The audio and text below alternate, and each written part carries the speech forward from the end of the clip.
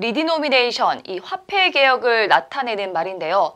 뜬금없이 무슨 화폐 개혁이냐고 하실 분들도 계실 테지만 최근 한국은행 총재가 국회에 출석할 때마다 나오는 단골 질의 중 하나가 됐습니다.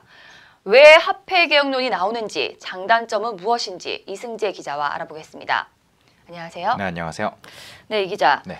일단 이 리디노미네이션이라는 용어에 대한 풀이 좀 간단하게 해주시죠. 네, 발음이 좀 어렵죠. 이게 네. 디노미네이션은 화폐의 액면가를 나타내는 영어 말입니다. 그리고 여기에 접두사 리를 붙이면요, 화폐의 액면가를 다시 정하는 화폐 단위 변경을 말합니다.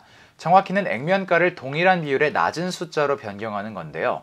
예를 들자면 1,000원을 1원으로 만드는 식입니다. 최초의 리디노미네이션은 1953년에 6.25 전쟁 이후 인플레이션이 심해져서 100대 1로 변경했을 때입니다. 이때 화폐 단위로 환을 썼죠. 두 번째는 1962년에 단행됐습니다. 숨어있는 자금을 수면 위로 끌어올리기 위해 실시한 건데요. 액면 금액을 10대 1로 절하해서 화폐 단위를 현재의 원으로 변경한 겁니다. 네. 이 리디노미네이션을 해야 한다는 주장은 왜 나온 겁니까? 일단 가장 큰 이유는 경기가 침체되고 있는 요즘 내수 부양을 위한 조치가 필요하다는 겁니다. 화폐 단위가 변경되면 은행은 현금 지급기부터 금융거래 관련 각종 소프트웨어를 바꿔야 하는데요.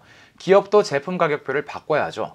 물론 이것들은 전부 비용입니다만 재화와 서비스를 제공하는 다른 기업에게는 수입이 됩니다.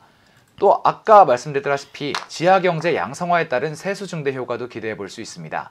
박승 전 한은 총재는 과거 리디노미네이션의 비용은 최대 2조 6천억 원인 반면 효과는 5조 원 이상이라고 말한 적이 있습니다. 네, 이 자금을 돌게 하고 또 지하에 숨어 있는 돈을 좀 위로 이렇게 끌어올리려는 거군요. 그렇습니다. 네, 그리고 또 화폐 단위를 변경하면 좀 혼란이 있을 법하기도 한데요. 네.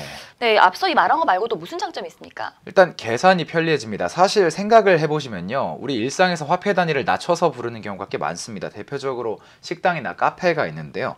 예를 들면 아메리카노 가격이 3,000원이 아니라 그냥 3.0이라고 표기가 돼 있는 경우가 많이 있죠.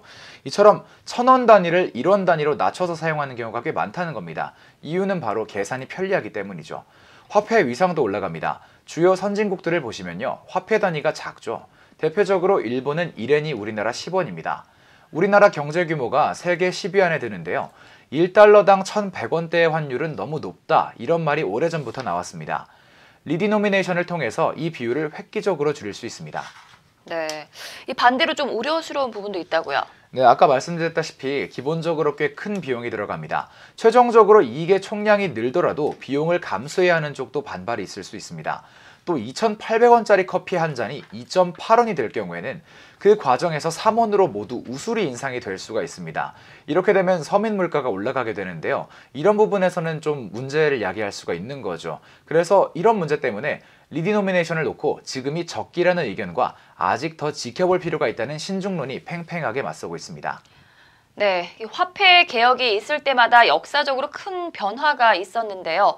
과연 우리나라 역사상 세 번째 화폐 단위 변경이 일어나게 될지 지켜봐야겠습니다. 지금까지 이승재 기자였습니다.